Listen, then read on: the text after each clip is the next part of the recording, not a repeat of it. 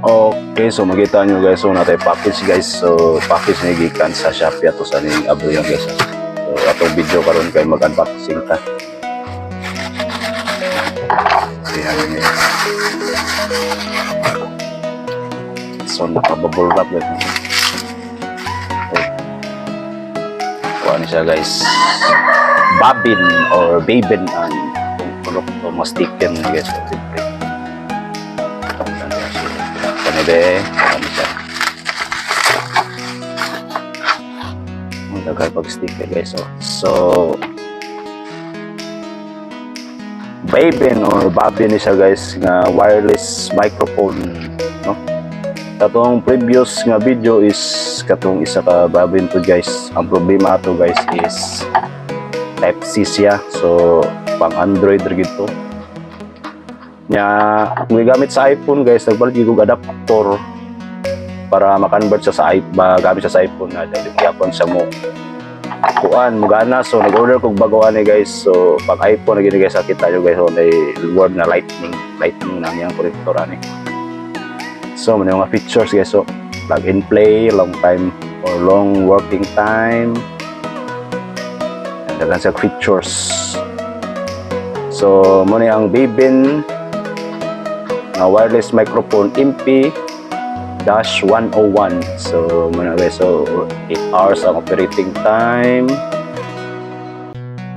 Charging time guys, so sobrang oras 80 minutes. So ito na siyang yung guys, kaya naka-secure yung buwan. Tanaw ng sulod. Ika itong mong last guys, ang adapter, ba na kay kaka-adapter kung gamit atong isa ka Babin po. Kung gamit po is diligid siya bugana sa iPhone. Pwersa gitu guys, kung order o lain nga microphone na wireless na ang yung lightning, ang yung port para sa iPhone. So natay manual. So gwapo kay guys. So kasodog kuan nyo. So muna guys, so ini sa sticker. Okay na siya guys. So muna ang katong wireless microphone guys, duha siya. Isa ra di ay. Muna na yung adapter guys. So naka lightning na siya para sa mga iPhone na katong 14 below nga iPhone dito guys, lightning port ang to. Ang 15 pataas is USB-C na. So na itong igamit guys, naka kuha na siya guys, nindot kayo sa tanawin guys. So ay nasa sudlanan para charge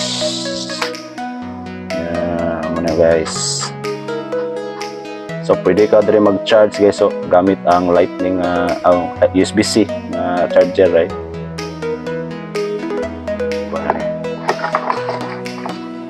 So mo siguro ng charger guys.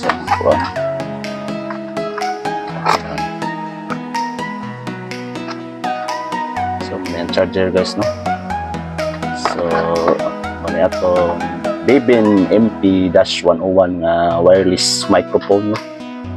So nindot kayo guys, kung mapalit mo ang link guys nara sa comment ha.